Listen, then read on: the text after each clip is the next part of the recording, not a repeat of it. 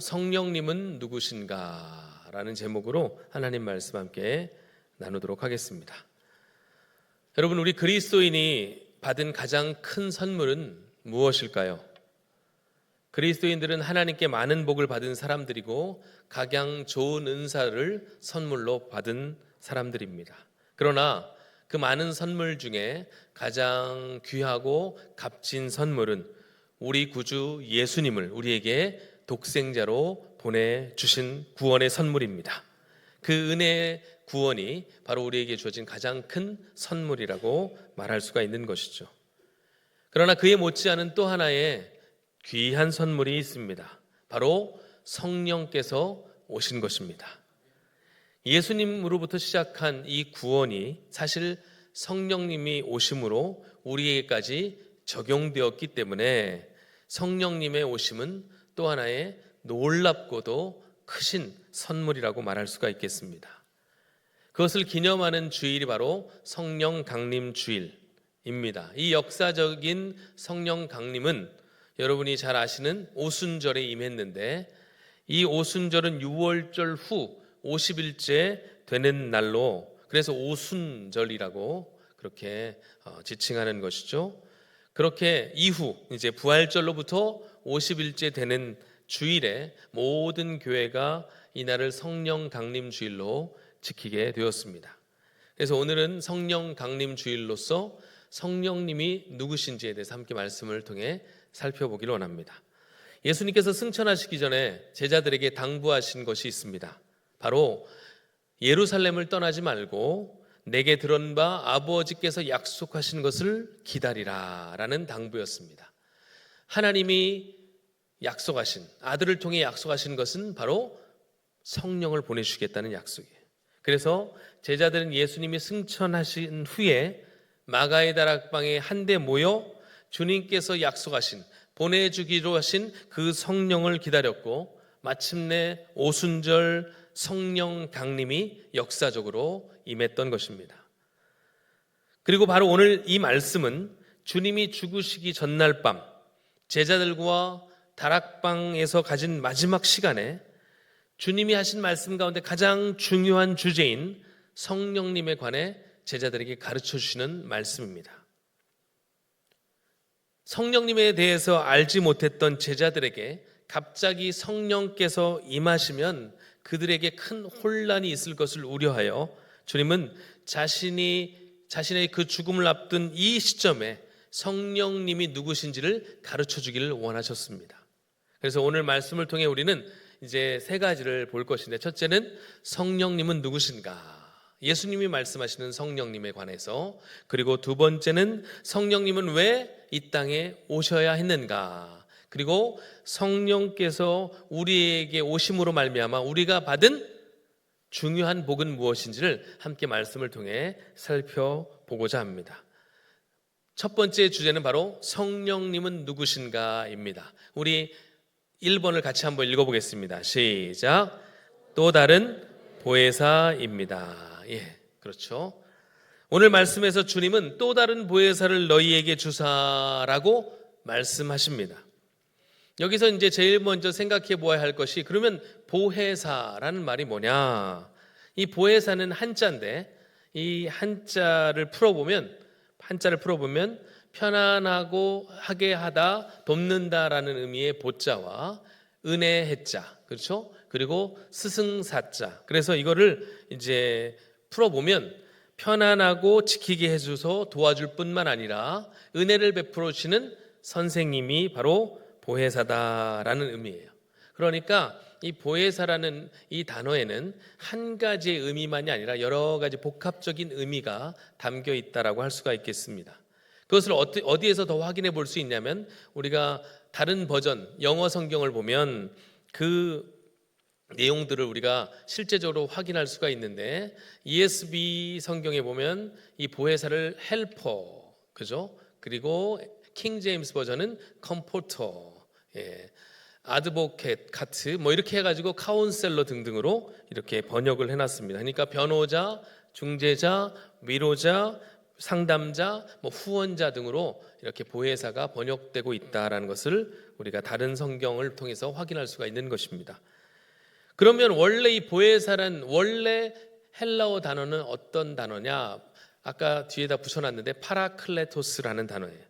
이 파라클레토스라는 단어는 당시 그리스 로마 사회, 즉 헬라 문화권에서 법정에서 누군가를 돕기 위해 대변하고 변호해주는 역할 또는 증인의 역할을 하는 사람을 일컬어 파라클레토스라고 그렇게 했습니다. 즉 증인 또는 다양한 방식으로 법정에 서 있는 한 사람을 변호해주는 역할을 했던 사람들이 바로 파라클레토스다라는 거예요.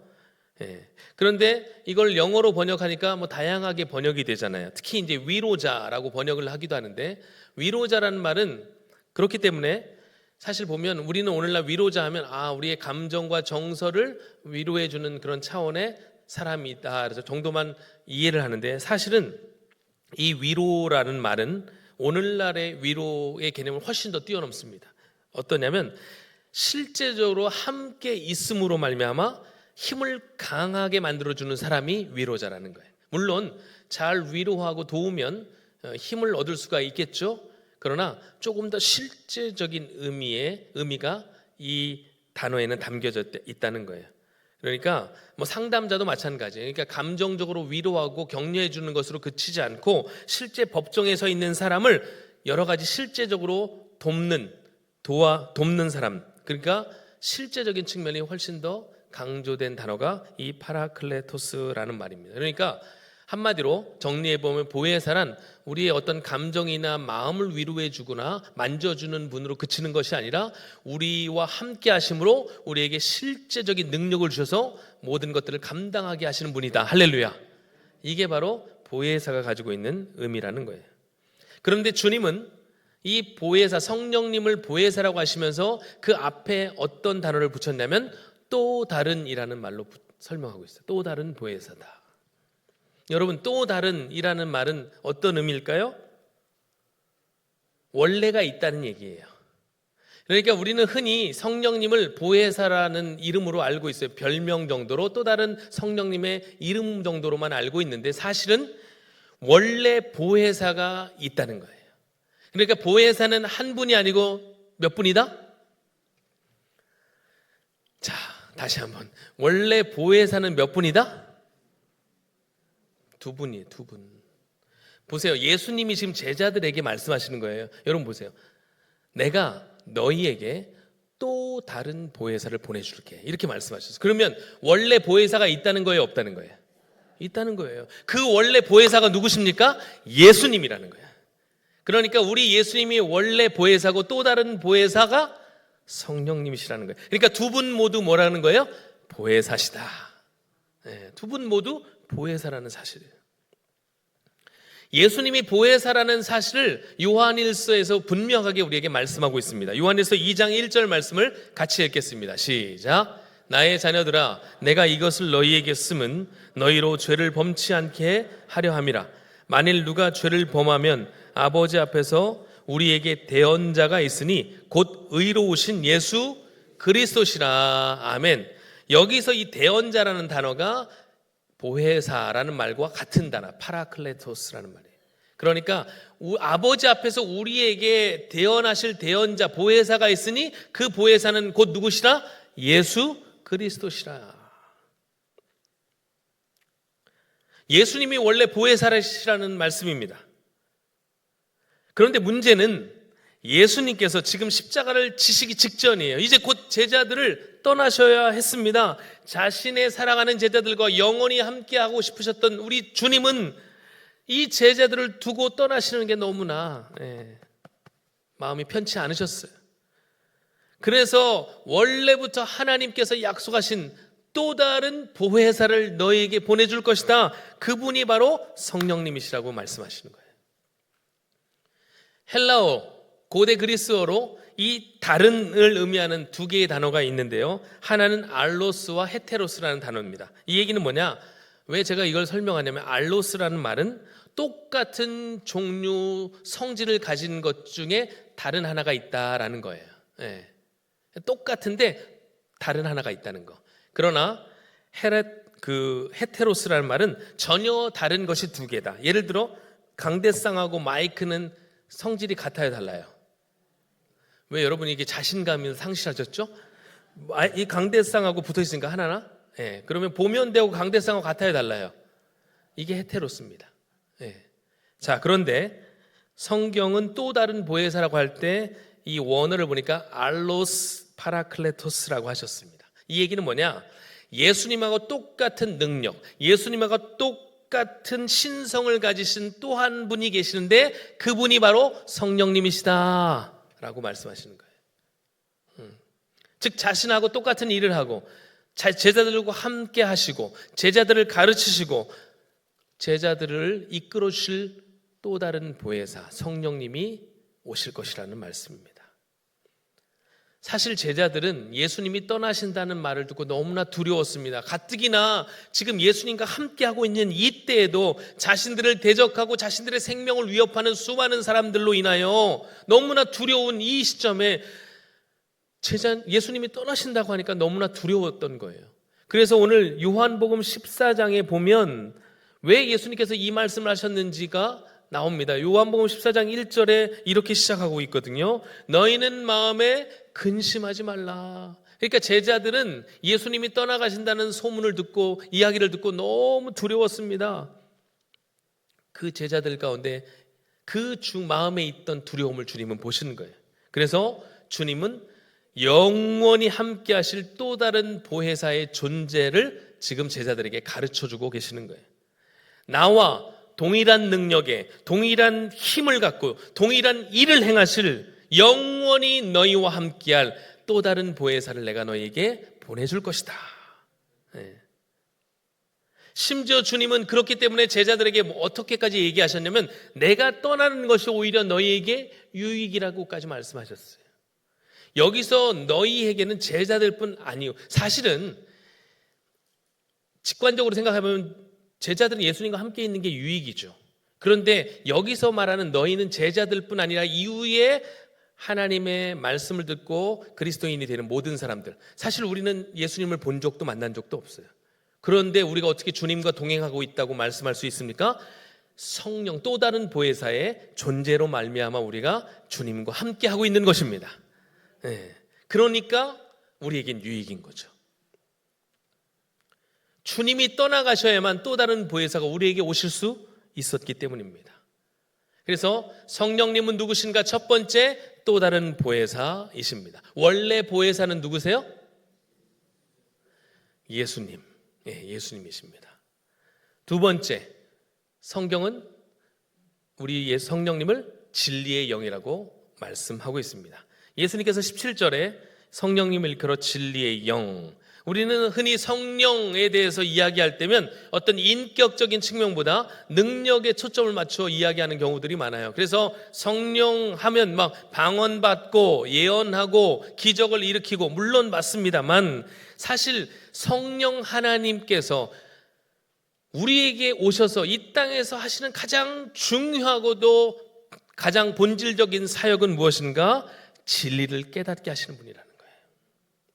요한복음 14장 26절 말씀을 같이 읽어보도록 하겠습니다. 시작. 보혜사 아버지께서 내 이름으로 보내실 성령 그가 너희에게 모든 것을 가르치고 내가 너희에게 말한 모든 것을 생각나게 하리라. 아멘. 제자들은 예수님과 함께 있을 때 많은 말씀을 들었습니다. 예수님의 이적을 보았습니다. 예수님의 삶을 보았습니다. 그럼에도 여전히 깨닫지 못하는 것들이 있었어요. 그러나 성령께서 오시면 예수님이 말씀하셨던 예수님이 왜 이렇게 행하셨던 모든 것들을 비로소 깨닫게 될 것이라고 말씀합니다. 예수님이 행하셨던 사역과 예수님이 행하셨던 모든 말들이 비로소 깨달아질 것이고 들려지게 될 것이라고 말씀합니다. 계속해서 15장 26절에 주님은 이렇게 말씀하십니다. 읽겠습니다. 내가 아버지께로부터 너희에게 보낼 보혜사 곧 아버지께로부터 나오시는 진리의 성령이 오실 때 그가 나를 증언하실 것이요. 성령님은 이 땅에 오셔서 예수님이 누구신지 깨닫게 하시는 일을 하신다는 거예요. 즉 성령님은 우리 마음 가운데 찾아오심으로 예수님이 하나님의 아들이시고 예수님이 우리의 유일한 구원자이심을 믿고 깨닫게 하신다는 거예요. 할렐루야. 그리고 주님은 또 요한복음 16장에서 계속해서 이렇게 말씀하고 계십니다. 같이 읽겠습니다. 그러나 진리의 성령이 오시면 그가 너희를 모든 진리 가운데로 인도하시리니 그가 스스로 말하지 않고 오직 들은 것을 말하며 장래 일을 너희에게 알리시리라. 그가 내 영광을 나타내리니 내 것을 가지고 너희에게 알리시겠습니다. 아멘. 이 말씀들을 정리해 보면 이렇습니다. 한마디로 성령님은 예수님을 생각나게 하시는 분이다. 그리고 예수님의 말씀이 무엇인지를 깨닫게 하시는 분이시다. 그리고 예수님이 누구이신지 우리에게 증언하시고 예수님께 들은 바를 말씀하시고 마지막으로 예수님의 영광을 나타내시는 분이시다. 할렐루야. 바로 이분이 성령 하나님이시라는 거예요. 그러므로 우리는 성령님의 역할을 이 사진 한 장으로 우리가 간단하게 설명드릴 수가 있을 것입니다. 지금 무대 위에는 한 사람이 있고요. 주인공입니다. 그 주인공을 비추는 조명이 비춰지고 있습니다. 비유하자면 이 무대 위의 주인공은 누구십니까? 예수님이시죠. 그렇죠? 그리고 그 예수님을 비추는 그 조명은 누구십니까? 성령 하나님이시라는 거예요.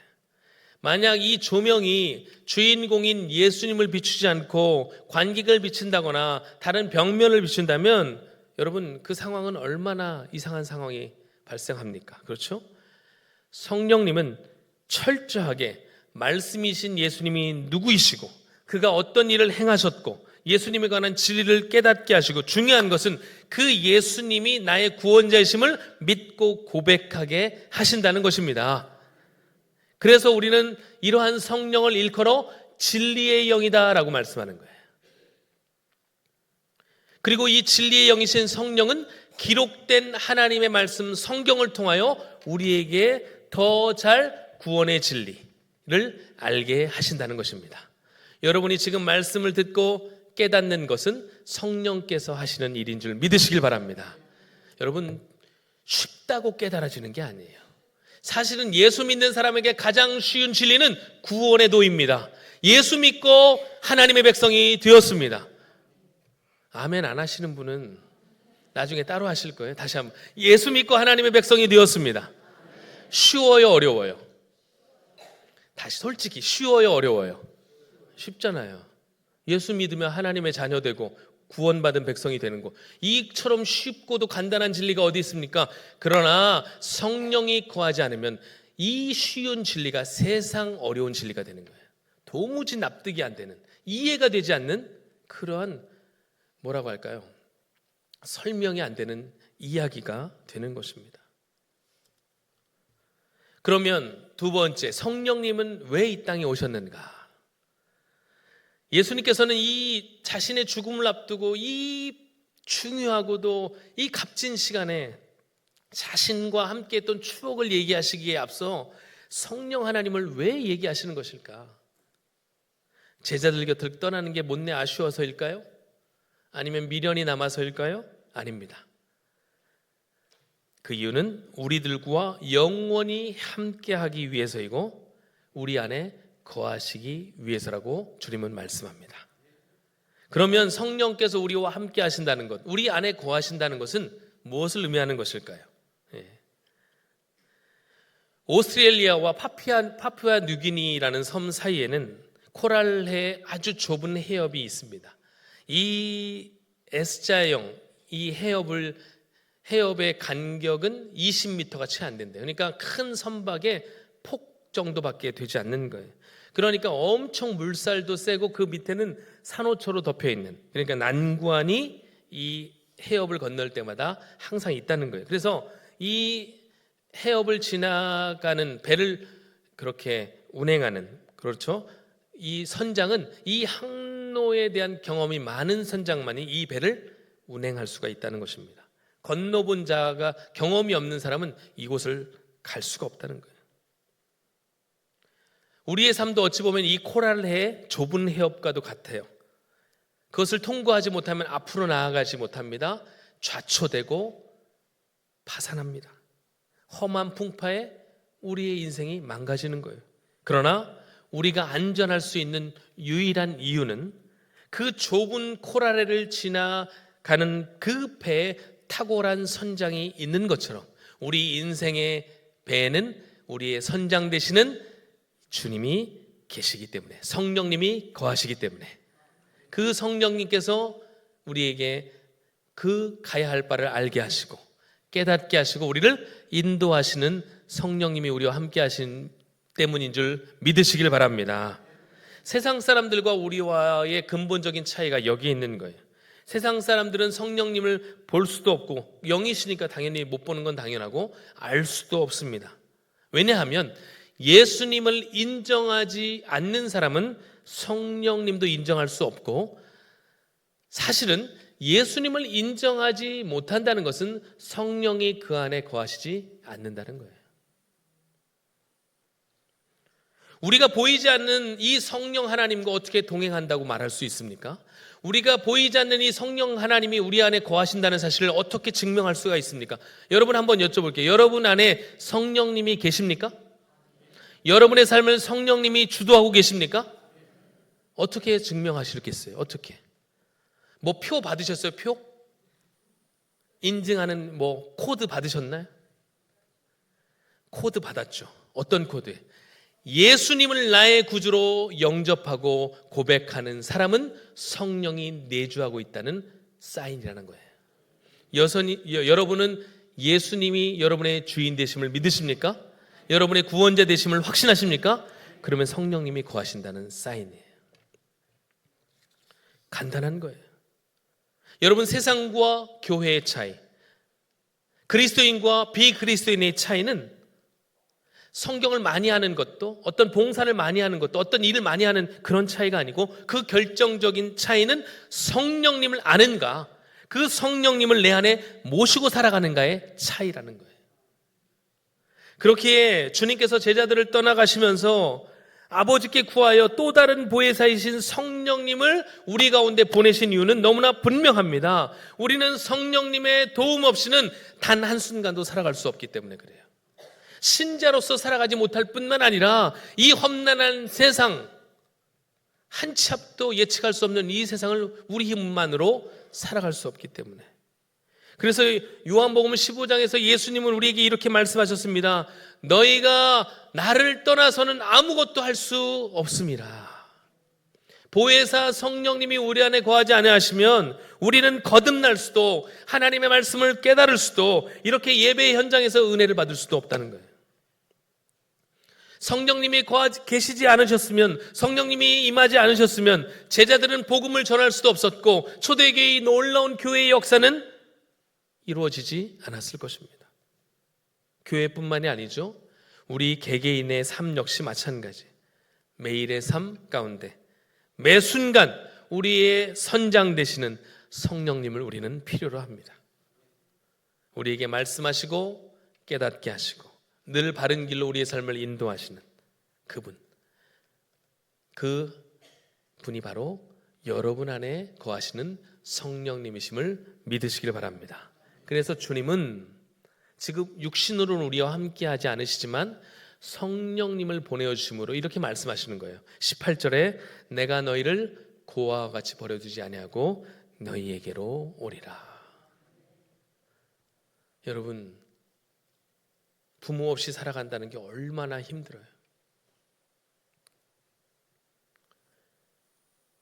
제가 보면 어릴 때 요즘에 이제 상담 프로그램들 나오는 사람들, 상담받는 사람들은 뭔가 인생에 위기가 있기 때문에 상담을 필요로 하는 것 아니겠습니까? 그런데 그분들의 대부분이 어릴 때 사랑을 받지 못했어요. 부모로부터. 부모에게 받아야 할 마땅한 사랑을 받지 못하니까, 그 공간을 해결하지 못하니까 다른 어떤 것으로 채워도 채워지지 않는 이 빈 공간을 해결을 못하는 거예요. 결국 그게 커다란, 받아야 될 사랑이 채워지지 않는 그 공간이 상처로 남는 거더라고요. 그런데 설령 육신의 부모로부터 그 은혜와 사랑을 받지 못한다 할지라도 세상이 나를 인정하지 않는다 할지라도 우리가 당당하게 살아갈 수 있는 이유는 우리 안에 성령이 계시기 때문인 줄 믿으시길 바랍니다. 이런 성령님과 동행이야말로 우리 인생이 최고의 복된 인생임을 증명하는 것이라고 말씀합니다. 그럼 마지막 세 번째, 성령님과 동행하는 인생이 왜 복된 인생인가? 성령님과 동행하는 인생이 왜 복된 인생인가? 세 가지로 말씀드리겠습니다. 첫째, 성령님은 모든 두려움에서 우리를 자유케 하시는 분이시기 때문입니다. 우리 인생 가운데 찾아오는 모든 두려움,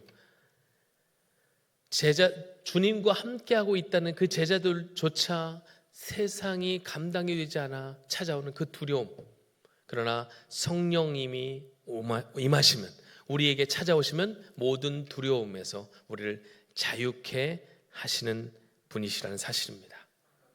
두 번째, 성령님은 우리의 연약함을 알고 도우시는 분이시기 때문입니다. 여러분, 얼마나 우리가 연약합니까? 신체적으로, 정신적으로 여러 가지 연약한 부분이 참 많습니다. 삼손도, 그 능력 많은 삼손도 연약함 때문에 무너지는 것을 우리는 배웠어요. 그렇다면 우리야말로 더더욱 그 위험 가운데 놓여 있는 인생 아닙니까? 그러나 성령님은 우리의 연약함을 알고 도우시기 때문에 우리가 복된 인생을 살아가고 있는 줄 믿습니다. 그리고 마지막 세 번째로, 성령님은 날마다 최선의 길로 우리를 인도하시기 때문입니다. 다윗이 시편 23편에서 이렇게 고백한 적이 있습니다. 내가 사망의 음침한 골짜기로 다닐지라도 해를 두려워하지 않을 것은 주께서 나와 함께 하심이라. 예수님이 다윗을 찾아간 적도 없고 다윗이 주님을 본 적도 없습니다. 만난 적도 없습니다. 그럼에도 다윗은 뭐라고 고백하는 거예요? 주께서 나와 함께 하심이라. 어떻게 함께 하신다는 거예요? 그리스도의 영이신, 예수의 영이신 성령이 다윗과 동행했기 때문입니다. 그 은혜로 말미암아 다윗은 내가 주님과 동행하고 있습니다. 내가 주님과 늘 벗하며 살아가고 있습니다. 그래서 내가 사망의 음침한 골짜기를 다닐지라도 어떠한 해를 두려워하지 않을 수 있는 유일한 이유는 바로 우리 주님이십니다 라고 고백하고 있는 것입니다. 그 동일하신 성령님이, 그리스도의 영이신 성령님이 바로 저와 여러분 가운데도 함께하고 계시는 줄 믿습니다. 그러므로 우리의 인생도 반드시 최선으로 인도하실 것입니다. 다윗의 삶이 형통했다고 보기는 매우 어려워요. 물론 결과적으로는 형통했지만 사실 너무나 많은 어려움이 있었죠. 그러나 그 가는 여정 가운데 그는 늘 승리자의 노래를 불렀습니다. 그 이유는 성령님께서 매 순간 매일의 삶 가운데 그와 함께 하셨기 때문입니다. 다윗의 승리의 고백이 저와 여러분의 고백이 되기를 주님의 이름으로 축복합니다. 성령님과 동행하면 두려움에서 이길 수 있습니다. 연약함을 채우시는 그 성령님으로 말미암아 힘을 얻을 수 있습니다. 그리고 인하여 날마다 최선의 길로 인도함을 받을 수 있습니다. 성령님과 동행하십시오. 말씀을 따라 살아가십시오. 성령 충만하십시오. 이번 여름 여러분 가운데 놀라운 성령의 능력이 나타나게 될 줄 믿습니다. 아멘. 성령이 오셨네 함께 찬양하며 또 기도하도록 하겠습니다.